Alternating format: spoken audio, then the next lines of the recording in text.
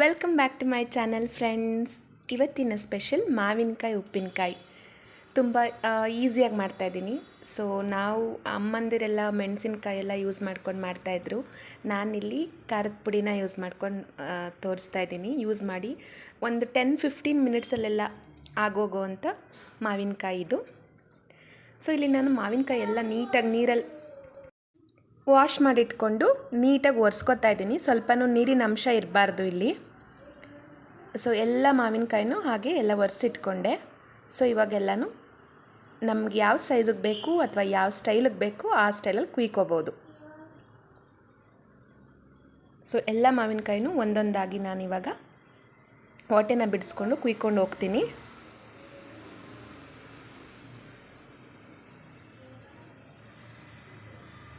ಇದು ತುಂಬ ಚೆನ್ನಾಗಿರುತ್ತೆ ಫ್ರೆಂಡ್ಸ್. ಮಾವಿನಕಾಯಿ ರುಚಿಯಾಗಿರುತ್ತೆ.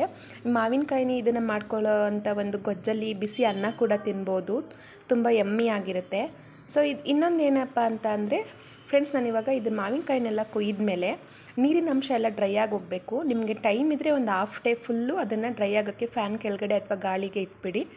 ಟೈಮ್ ಇಲ್ಲಾಂದರೆ ಮಿನಿಮಮ್ ಅಂದರೂ ಕೂಡ ಒಂದು 2 ಅವರ್ ಆದರೂ ಇದನ್ನು ಒಣಗಿಸ್ಕೊಬೇಕು. ಯಾಕೆಂದರೆ ನೀರಿನ ಅಂಶ ಇದ್ದಷ್ಟು ಬೇಗ ಕೆಟ್ಟೋಗುವಂಥ ಚಾನ್ಸಸ್ ಇರುತ್ತೆ ಮಾವಿನಕಾಯಿಗಳು.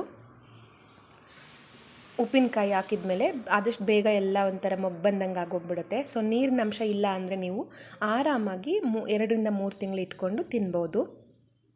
ಸೊ ಇವಾಗ ನಾನು ಎಲ್ಲ ಮಾವಿನಕಾಯಿನೂ ಕುಯ್ಕೊಂಡು ಒಂದು ಪಾತ್ರೆಯಲ್ಲಿ ಶಿಫ್ಟ್ ಮಾಡಿ ಇಟ್ಕೊಂಡೆ. ಇವಾಗ ಇದನ್ನೆಲ್ಲ ಶಿಫ್ಟ್ ಮಾಡ್ಕೊಂಡ್ಮೇಲೆ ಎಲ್ಲನೂ ನಾನು ಯಾವ್ಯಾವ ಶೇಪಿಗೆ ಬೇಕು ಆ ಥರ ಕುಯ್ಕೊಂಡು ಇಟ್ಕೊಂಡೆ. ಇದನ್ನ ಇವಾಗ ನಾನು ಒಂದು ಫ್ಯಾನ್ ಕೆಳಗಡೆ ಕಿಟಕಿ ಪಕ್ಕ ಇಟ್ಕೋತಾ ಇದ್ದೀನಿ, ಚೆನ್ನಾಗಿ ಡ್ರೈ ಮಾಡ್ಕೊಳ್ಳೋಣ ಅಂದ್ಬಿಟ್ಟು, ನೀರಿನ ಅಂಶ ಎಲ್ಲ ಹೋಗಲಿ ಅಂತ. ಇಲ್ಲಿ ಆಲ್ಮೋಸ್ಟ್ ನಾನು ಒಂದು ದಿನವೇ ಬಿಟ್ಟಿದ್ದೆ, ಬೆಳಗ್ಗೆಯಿಂದ ಸಂಜೆವರೆಗೂ ಬಿಟ್ಟಿದ್ದೆ. ಸೊ ಈ ಥರ ಇದೆ. ಇವಾಗ ನಾನಿಲ್ಲಿ ಅದಕ್ಕೆ ಬೇಕಾಗಿರೋ ಇಂಗ್ರೀಡಿಯೆಂಟು ಮೆಂತ್ಯ 1 ಸ್ಪೂನು, ಜೀರಿಗೆ 1 ಸ್ಪೂನು, ಸಾಸಿವೆ 2 ಸ್ಪೂನು ಮತ್ತು ಅದಕ್ಕೆ ಬೇಕಾದಷ್ಟು ಉಪ್ಪು, ಖಾರದ ಪುಡಿನ ತಗೊಂಡೆ. ಇಲ್ಲಿ ಎಣ್ಣೆನ ಕಾಯಿಸಿ ಆರಿಸಿ ಇಟ್ಕೊಂಡಿದ್ದೀನಿ. ಸ್ವಲ್ಪ ಇಂಗನ್ನು ಕೂಡ ಹಾಕ್ಕೊಳ್ಳೋಣ, ಜೀರ್ಣ ಚೆನ್ನಾಗಾಗುತ್ತೆ ಅಂತ. ಸೊ ಈಗ ಇದೆಲ್ಲನೂ ಇವಾಗ ಬನ್ನಿ ಡ್ರೈ ರೋಸ್ಟ್ ಮಾಡ್ಕೊಬೇಕು. ಇಲ್ಲಿ ಕಡಾಯಿ ಕಾಯ್ದಿದೆ. ಸೊ ಇದಕ್ಕೆ ಫಸ್ಟು ಆ್ಯಡ್ ಮಾಡ್ಕೊತಾ ಇದ್ದೀನಿ 1 ಸ್ಪೂನಷ್ಟು. ಇಲ್ಲಿ ಈ ಸ್ಟೇಜಲ್ಲಿ ನಾವು ಸ್ವಲ್ಪ ತಾಳ್ಮೆಯಿಂದ ಎಲ್ಲನೂ ರೋಸ್ಟ್ ಮಾಡ್ಕೊಬೇಕು. ತುಂಬ ಸಿಮ್ಮಲ್ಲಿ ಇಟ್ಕೊಂಡು ಜಾಸ್ತಿ ಉರಿ ಕೊಟ್ಕೊಂಡು ಸೀದೋಗೋ ಅಂಥ ಚಾನ್ಸಸ್ ಇರುತ್ತೆ.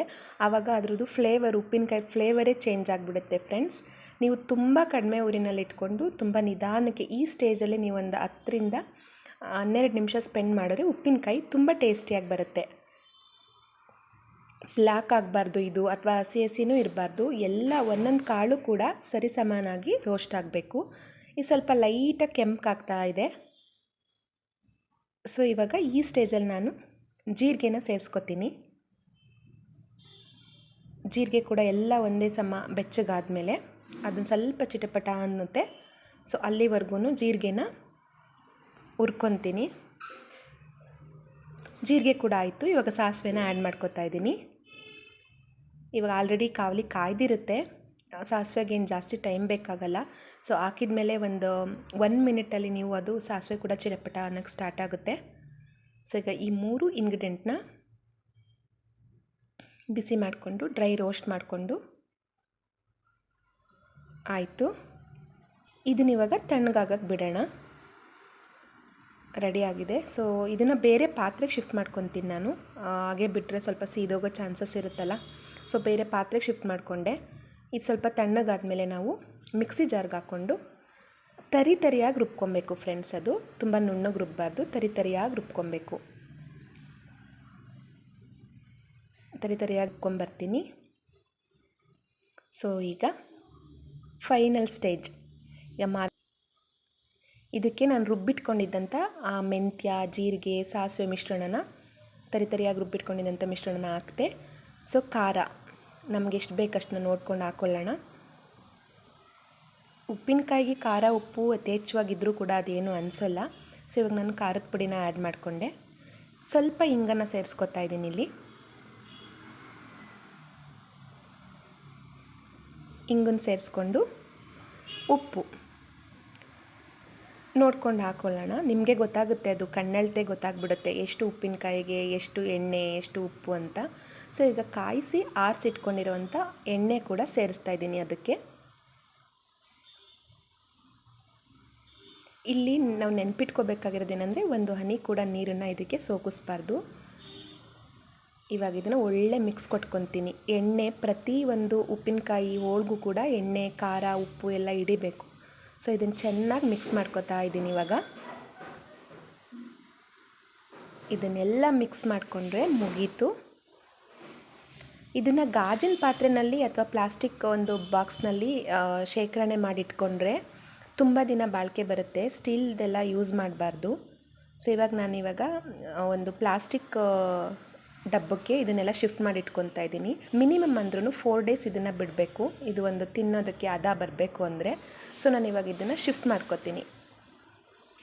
ಶಿಫ್ಟ್ ಮಾಡಿಟ್ಕೊಂಡು ಒಂದು 4 to 5 ಡೇಸ್ ಇದನ್ನು ನಾನು ತೆಗೆಯೋದಿಲ್ಲ. ಒಂದು ದಿನಕ್ಕೆ 1 ಸಲ ಅಥವಾ 2 ಸಲ 1-2 ಮಿಕ್ಸ್ ಕೊಟ್ಕೊತೀನಿ ಅಷ್ಟೇ. ನೋಡಿ ಫ್ರೆಂಡ್ಸ್, ಇವಾಗ ನನಗೆ 2 ಡಬ್ಬಕ್ಕೆ ತುಂಬಿಕೊಂಡೆ. ಇಷ್ಟು ಬೇಗ ಆಗೋಯ್ತು. ಎಷ್ಟು ಕಡಿಮೆ ಇಂಗ್ರೀಡಿಯೆಂಟ್ ಜೊತೆಗೆ ನೋಡಿ ರೆಡಿ ಇತ್ತೆ. ಸೊ ಇದನ್ನ ಇವಾಗ ನಾನು 4 ಡೇಸ್ ಬಿಡ್ತೀನಿ, ಆಮೇಲೆ ತಿನ್ನೋದಕ್ಕೆ ರೆಡಿ ಇರುತ್ತೆ. So thank you so much for watching friends. ದಯವಿಟ್ಟು ನನ್ನ ಚಾನಲ್ನ ಸಬ್ಸ್ಕ್ರೈಬ್ ಮಾಡಿ, ಲೈಕ್ ಮಾಡಿ.